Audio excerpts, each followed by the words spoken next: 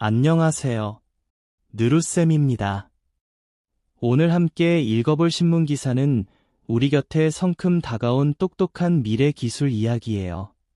제목은 생성형 AI의 시대, 창작의 도구인가, 위협인가, 입니다. 이제 인공지능은 정보를 찾는 수준을 넘어 스스로 글을 쓰고 그림까지 그리는 창작을 시작했어요. 우리 삶을 편리하게 바꿔주기도 하지만 저작권처럼 우리가 함께 지켜야 할 약속들에 대해서도 많은 숙제를 던져주고 있답니다. 기사를 읽기 전에 어떤 점을 생각하면 좋을지 함께 알아볼까요? 첫째, 이 신문 기사가 우리에게 전하려는 가장 중요한 핵심 내용은 무엇일까요?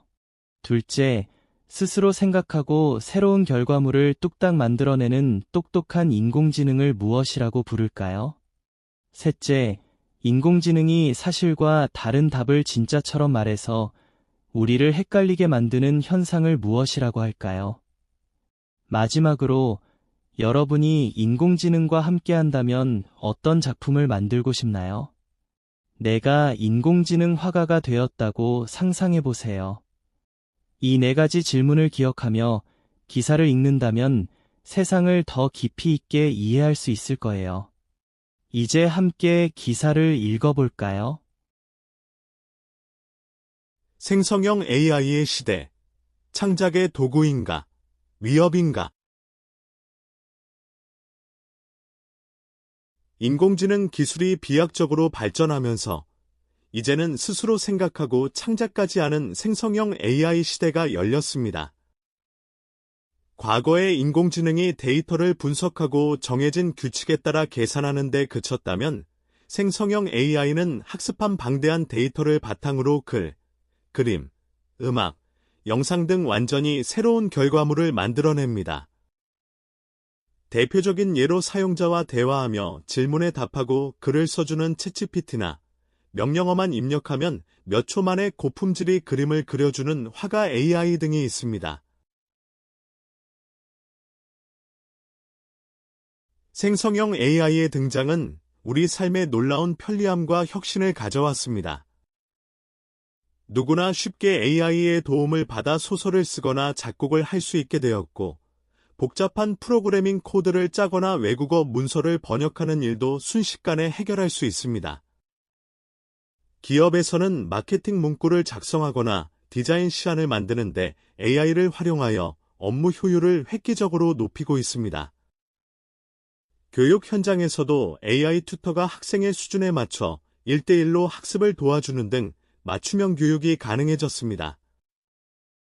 이에 따라 AI에게 원하는 결과를 얻기 위해 정확한 질문과 명령을 입력하는 기술인 프롬프트 엔지니어링이 중요한 능력으로 떠오르고 있으며, 이를 전문으로 하는 프롬프트 엔지니어라는 새로운 직업도 생겨나고 있습니다.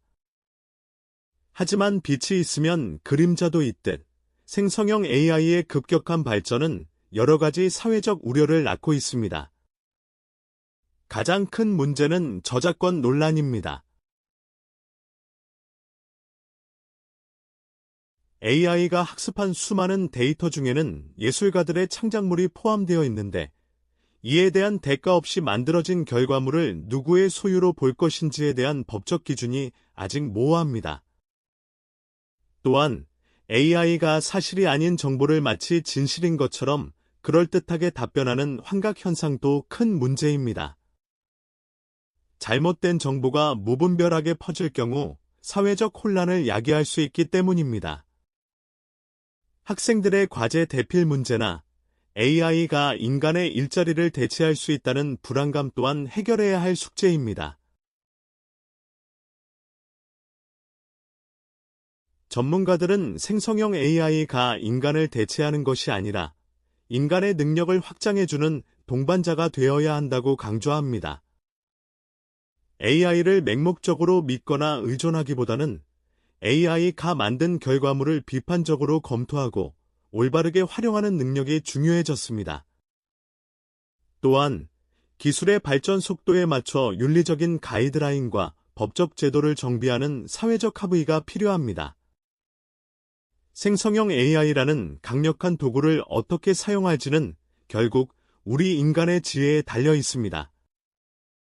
기술의 주인이 되어 더 나은 미래를 창조하기 위한 고민을 시작해야 할 때입니다. 생성형 AI의 시대, 창작의 도구인가, 위협인가, 신문 기사에 나왔던 어려운 단어를 공부해 봅시다. 혁신. 오래된 방법이나 조직을 완전히 바꾸어서 새롭게 만드는 것을 말합니다. 예시 문장. 우리 교실의 낡은 규칙들을 친구들과 토의해서 혁신적으로 바꾸기로 했어요. 저작권. 글, 그림, 음악처럼 사람이 정성껏 만든 작품에 대해 법적으로 보호받는 권리입니다. 예시 문장. 친구가 직접 만든 노래를 허락 없이 유튜브에 올리는 것은 저작권을 지키지 않는 행동이에요. 효율. 노력이나 시간을 적게 들이고도 원하는 결과를 얼마나 알차게 얻었는지를 나타내는 정도입니다. 예시 문장. 아침 일찍 일어나서 계획표를 짰더니 오늘 하루 공부 효율이 아주 좋았어요. 창작하다. 자신의 생각이나 아이디어를 바탕으로 예전에 없던 새로운 작품을 처음으로 만들어내는 것입니다. 예시 문장. 이번 미술 시간에는 찰흙을 이용해서 내가 상상한 우주 괴물을 자유롭게 창작해 보았습니다. 모호하다. 말이나 상황이 뚜렷하지 않아서 무엇인지 정확하게 알기 어려운 상태를 의미합니다. 예시 문장. 오늘 오후에 비가 올지 안 올지 날씨 예보가 모호해서 우산을 챙길지 고민이 되었어요.